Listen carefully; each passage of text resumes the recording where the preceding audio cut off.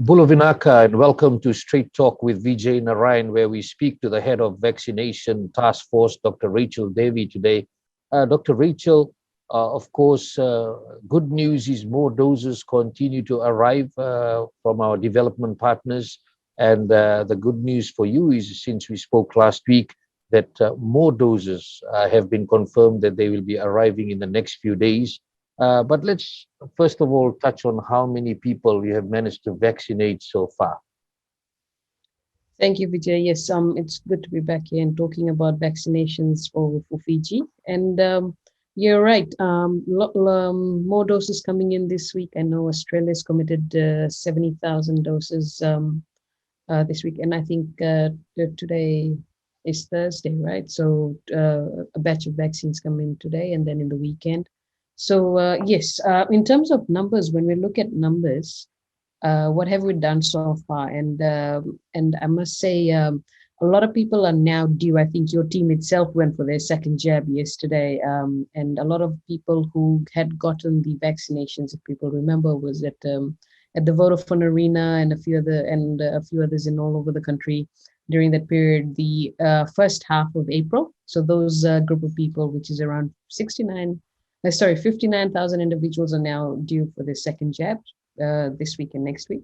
So cumulatively, but looking at just first jabs that we've administered to date as of yesterday evening, has been 250,160 individuals. This is first jab, the first dose of AstraZeneca, and we've gone up significantly because of the 59,000 that are now due of the second jab. So uh, gradually picking up, but we have 8,636 individuals fully vaccinated now. And I know this number will increase as we progress in the coming days. So that's a pretty good number, especially with the first jab and as we wait for the second jabs to come by. Dr. Rachel, now based on your statistics, it's interesting that you will have quite a number of people fully vaccinated in the next week or so. Can you tell us how many people are being vaccinated on a daily or weekly basis, on average, of course, and how are we faring compared to other countries? Now, that's a good question. It's an important one. And alongside that, there's a few factors as well. And one of them has been a dose availability in country. So, on an average, since we began, we could see in a day right across the country, we could vaccinate more than 10,000, even close to more than 20,000, even in a day right across Fiji. But like I mentioned, it's dose dependent. But we have seen a minimum of about 5 to 6,000 to close to 25,000 a day. And on an average, the minimum we've probably gone to in terms of a week, we've, I think, vaccinated a few thousand to close to 70,000 a week. And very much dose dependent. When we know we've got the doses, we distribute them right across. More specifically, we did recently with the VT level. So when we focused around that, we distributed vaccines, and the maximum we went was the 70,000 in a week that we did. And I must say, we still have, if we look at a week's capacity, we could do a lot more if we had enough doses to distribute to the one team in Vanuatu and the Eastern Division. Unfortunately, when we were doing all these mass vaccinations and sending out vaccines to our containment zones here in VT level, we couldn't send anything to Vanuatu and the Eastern Division, the Maritime Islands, because for obvious reasons. So even that 70,000 is on the not a maxed out capacity that Fiji has for a week.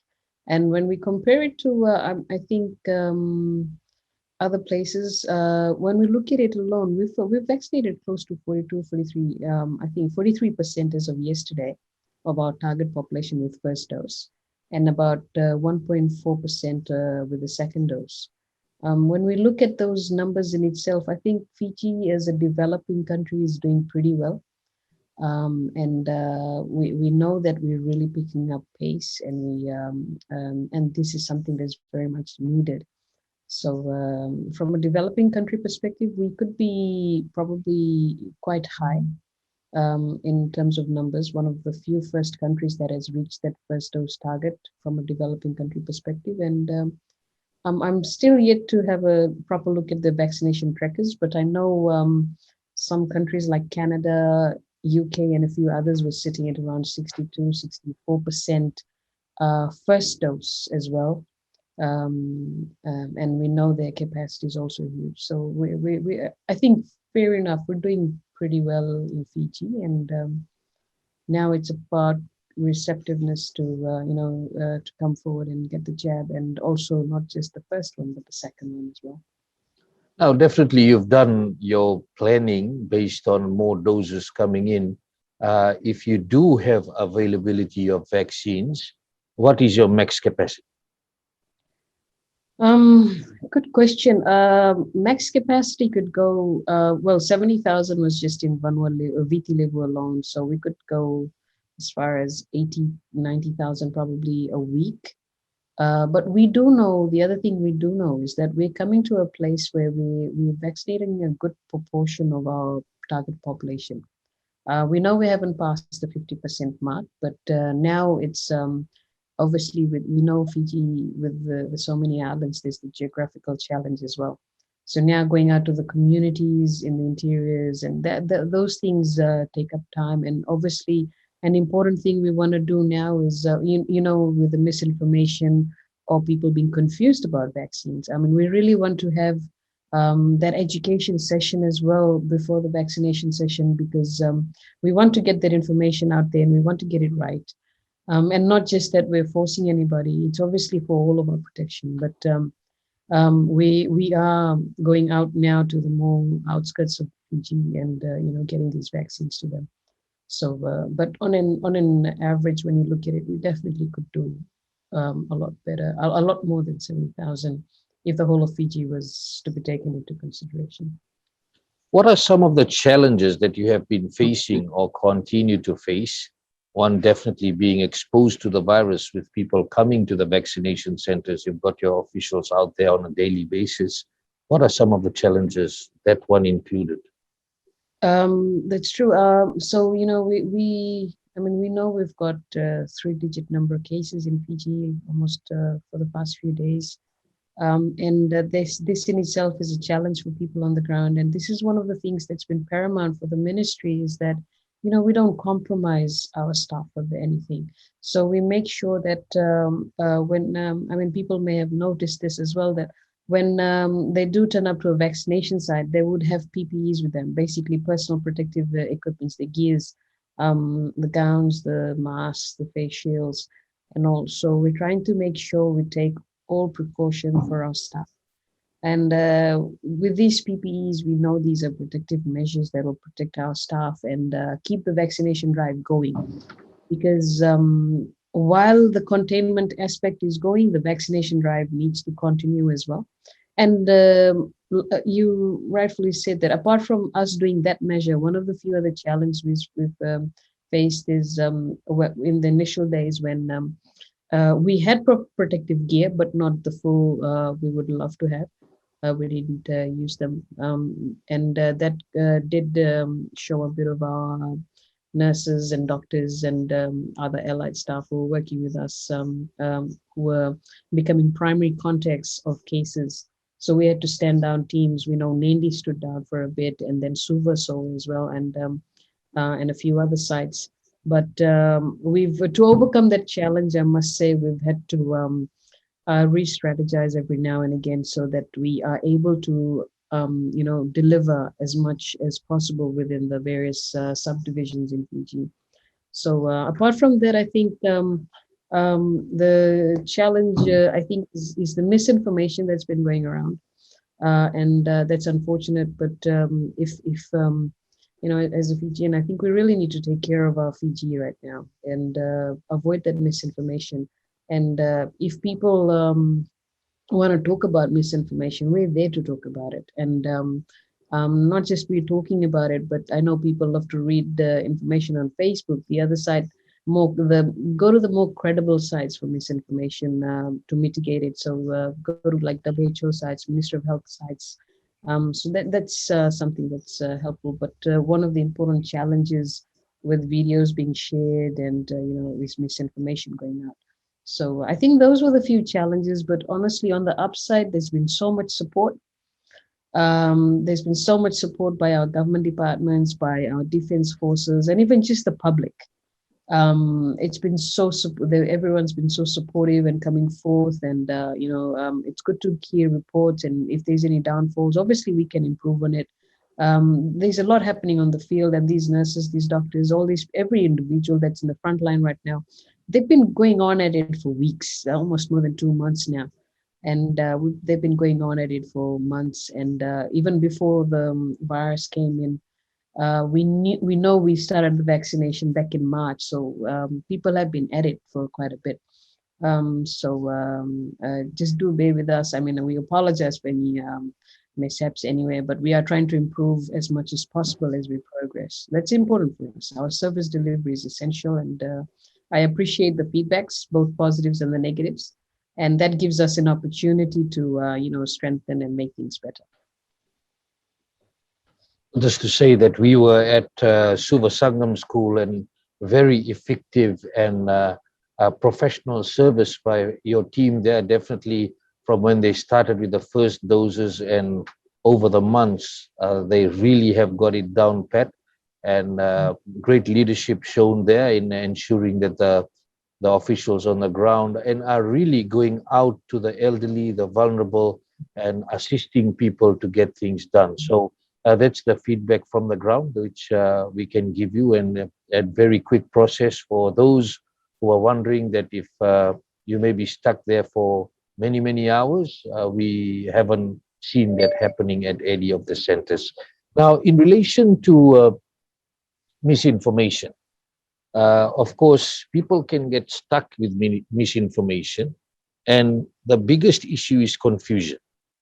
People sitting on the fence whether they should get vaccinated or not. For some of the people, they're just saying, why should I? We definitely have seen in other countries that have experienced the pandemic, where the cases, if they continue to rise, and if we do not have herd immunity or enough people vaccinated, we could run into big issues, including at hospitals, health facilities, and vaccination centers. You want to shed some light on that, for especially those who are still confused or sitting on the fence whether they should get vaccinated or not? Thank you. Yes, it's an important question, I believe, and I must say the examples are seen right across the world in terms of herd immunity and how we can beef up our vaccination numbers and how that contributes to reduction in number of hospitalization and deaths as well. Now, for those who are sitting on the fence and thinking, should I get vaccinated? Should I not? And a lot of people do message me as well, and I was like, I'm confused. What do you think? And they asked me some specific questions. I said, look, there's no contraindication for certain things that you've been talking about. I think you should go get jabbed. Even more the reason you should, because you've got so and so comorbid issues with you, because you need that important layer of protection. Now, for those who are sitting as well, I mean, I'm on that fence and thinking, should I not? Ask yourself this question: have I gotten all the right information I need in relations to these vaccines? And have I gotten it from credible people, credible sources? And we know these credible sources. We've been we've been updating this information on our social media pages, on our web pages, and WHO, UNICEF pages are there. And there's a lot of good amount of information on these credible sources. So get that right information and then make the right decision. Because at the end of the day, like, I don't want anyone to see that we're pushing anybody to get the jab. We are encouraging individuals to get the jab, and this is only for the reason that we want you protected. And like you said, I mean, with the herd immunity concept, we do need a certain percentage, above 70% to have them at least vaccinated with 2 doses. But we know as a country we're going higher than that, because we know the better the protection, the better our chances of reducing the hospitalization and death as well. Now, when you look at it, if with UK and Scotland and so many other countries out there, with the increasing number of percentage in their vaccine coverage, at least for first dose and with second dose as well, with increasing that, we've seen significant amount of reductions. I mean, India in itself is a typical example. When their vaccination coverage was quite low, their deaths had started crumbling up, and we saw, unfortunately, those scenes, which I don't think so anybody would want to see, and of those cremations and all that, and now they've picked up on their vaccination, and they picked up, and that's seen a significant reduction. So I mean, I think we're seeing what's happening around the world. We should learn from it, and I think we should support each other as Fijians and get rightfully informed to make that right decision. Don't listen to Facebook or any single soul. I mean, I know these days a lot of people would just love to become technical advisors to Fiji, without any information in terms of factual information. So that's just an important message I would get out. Dr. Rachel, in relation to doses coming in, we know they continue to come in. Australia has so far, with the 70,000 doses coming in, the numbers will go as high as 250,000 and continue to increase. Of course, 1 million doses expected in total. New Zealand also expected to send through 500,000 doses. Now, how many doses do you have in the stockpile and moving to ensure that you have momentum? Yes, and a good question and an important one, and that's something that had stopped me from sending vaccines out of VT level. So because we've been forecasting, and we've been almost forced ourselves to crunch numbers every day, every week, to know what's our utilization numbers, rates, and what are we using the past few weeks and all that. And that helps us plan for the next week so that our vaccination drives continue.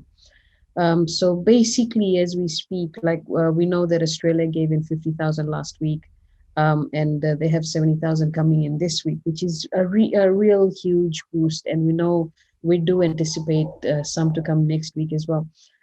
So with that, those vaccines coming in, like with the 50,000 coming in, we know we've already started distribution of that one across the country. We've sitting at maybe around I think 20-30,000 doses that are there waiting to be dispatched, distributed to the teams on the ground to utilize. Because on an average in last week alone, I mean, we've seen about 35,000 doses administered in that 1 week. We had to slow down a bit because we didn't have enough vaccines doses in the country. So we slowed down a bit and gave it to areas which were having the virus in itself, so we could get more people within that area vaccinated. But now with the doses that had come in from Australia, and this week as well, we're able to, and also I must say we got some COVAX doses. It was just 2,400 doses, but still there was something. And there's some more from COVAX coming in the coming week. So with that, having said that, we are able to roll out vaccination, at least a small portion of it, starting with the North next week. So at least we'll start something and get the coverage numbers up slowly as well from there, from in Vanuatu itself. Of course, you have projected timelines in relation to when you want to reach the target of getting over 70% of the population vaccinated. It will be based on the availability of doses as well. What are some of the projected timelines that you have worked on that the country, if they get behind the vaccination program, the earliest that you can reach? Yes, another good question there. When do we expect to achieve it, with especially with doses coming in? So we could expect to pass that 70% mark by July, or even like mid-July or earlier, depending if everybody gets on board with this and we keep moving. And I know some of our teams are being beefed up. They're coming back from isolation and all. And with doses coming in constantly from Australia and very soon from New Zealand, we do anticipate to at least reach those targets in the coming weeks at least. Could be 5 to 6 weeks, could be 8 weeks, yeah, dependent on obviously, like we mentioned earlier, doses. But looking at that, I'm looking at around July, at least to pass that 70%. For the first doses and for the second doses? For the second dose, we can say 2 months later, at least 2 months later from there. So July, August, September, by September, October, we can expect 70, 80% or more fully vaccinated in Fiji. A question in relation to uh, people taking the first dose. Were given certain dates. On the 10th Mm. week, they had to come for the second dose, or some on the 11th week. And the question is being asked with the Delta variant coming in, whether the Ministry of Health has made assessments and decided that the window can be brought forward a bit and the effectiveness will still be there. Can you talk about that? Yes, a very good point, and I think some of the news channels did pick this up as well in Fiji, where I think it was the recent studies published by UK, and within they had done this with the Delta variant, and we had seen the effectiveness of the vaccine go up of AstraZeneca to almost 92%. And this was with the Delta variant. And one of the other things that important things that showed up in this study was that we could bring this 12th week, which initially showed us good amount of immunity, down to 8 weeks. We've had that discussion within the ministry, and we are definitely moving in that direction.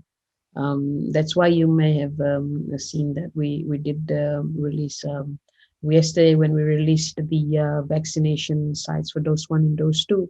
We did state the dates. If you had been vaccinated dose 1 during, I think it was the 5th of April to 16th of April, then you could go get your second jab. You had already passed your 8th week and you're on your 10th or 11th week. Probably around 10th week. So you could have gone and got on your second jab. So we're encouraging individuals who got their vaccinations during that period to come forth and get the second jab. This was the AstraZeneca Covishield from India, and that is what we have already distributed that right across the country, and we'll be, like we mentioned, we'll be announcing sites where individuals can go and get their jabs, and we'll be announcing a lot more sites probably in the coming week as well, especially for those sites who haven't opened up and are doing more community based, because we do know a lot of our vaccination sites are happening in the communities as well, where general population may not be able to enter into. So we are going to open up a site that is conducive to the rest of the population, so they could come in and get the jab. I must say, for the second jab, the side effect is almost minimal to nil. I had it literally, I mean, you could probably vouch for it if you had any side effect, your team or not. My mom and dad had it. They no side effects, nothing. They didn't have, especially with the second jab, because their immune system was boosted up, and they, with the second jab, it's just boosting it within the immune system that's already reacted in the first one. And I must say the process is a lot faster.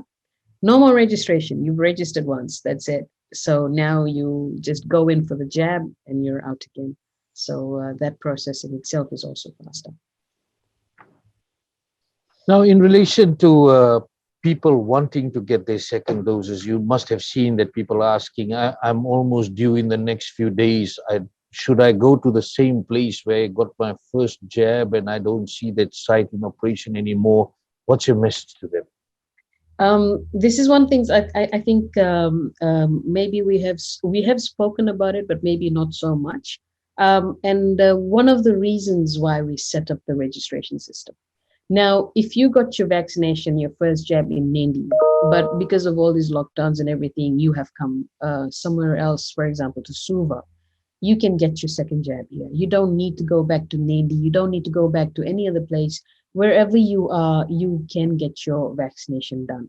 And that's absolutely fine, because one thing is we do have you in the system, and once you go in, we'll just insert you as like, okay, second jab done, and when we're good to go.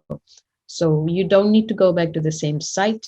The same site may not exist even for people coming in the near days.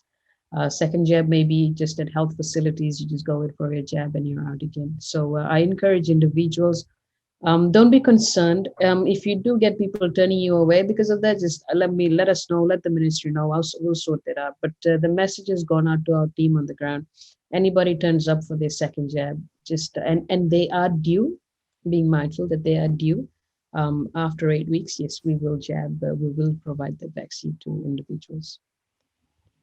There you go, clarification from Dr. Rachel that even if you are being turned away and you have passed your 8 weeks after your first dose, you can contact the Ministry of Health, as the vaccination center should allow you in to get your second dose.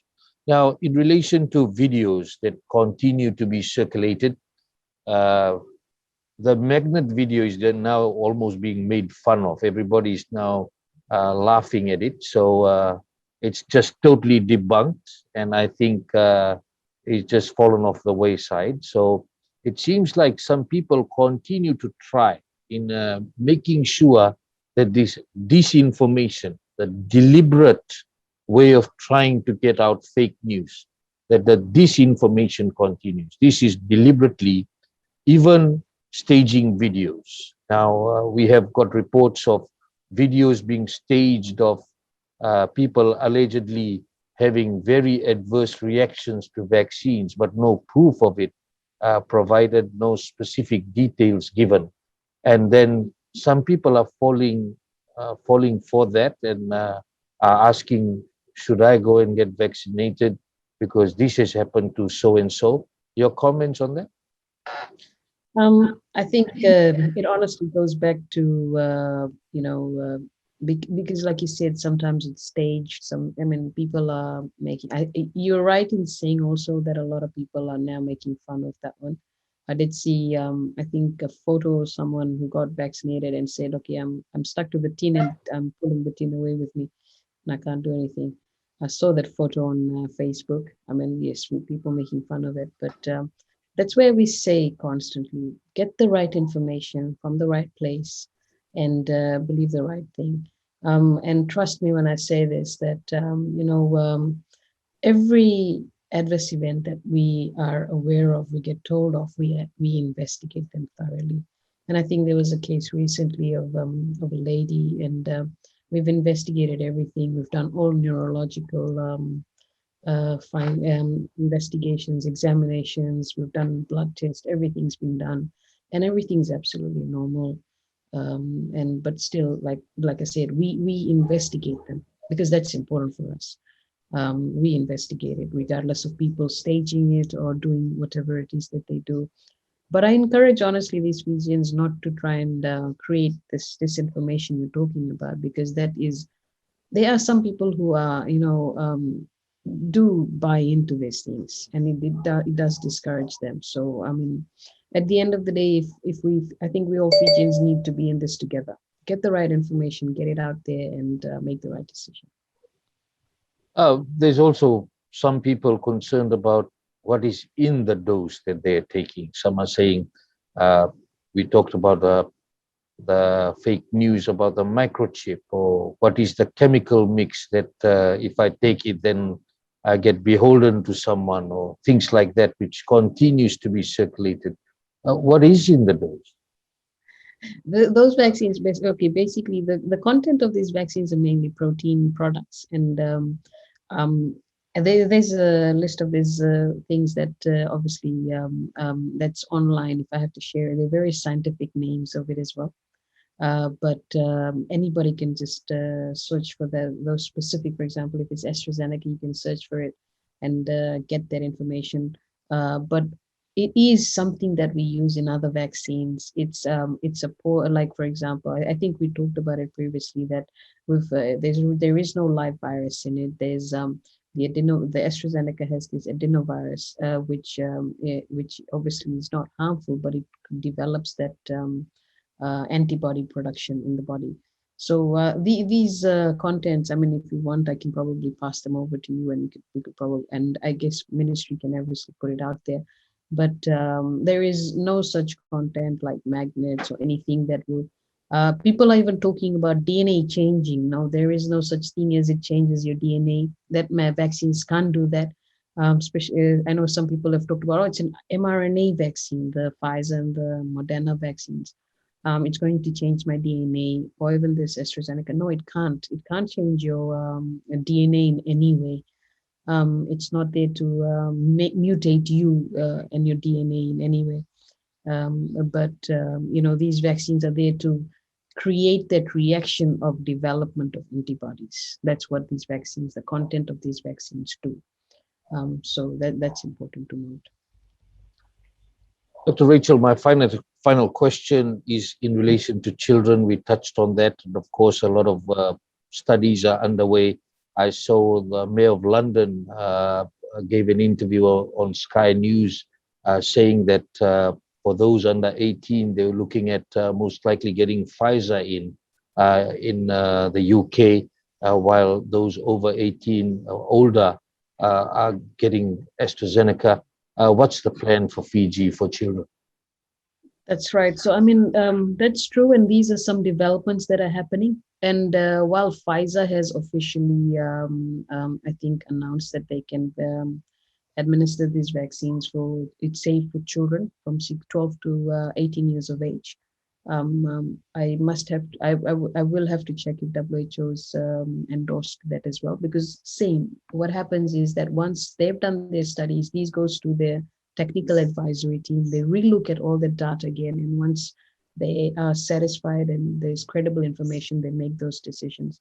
So once we've got that, I know the other thing to note is while we use AstraZeneca in Fiji, and we know we have access to that at the moment, Pfizer in itself is another vaccine, and the supply is an issue as we speak. So the supply is an issue. But given the opportunity, we're definitely exploring those options for our children to get vaccinated.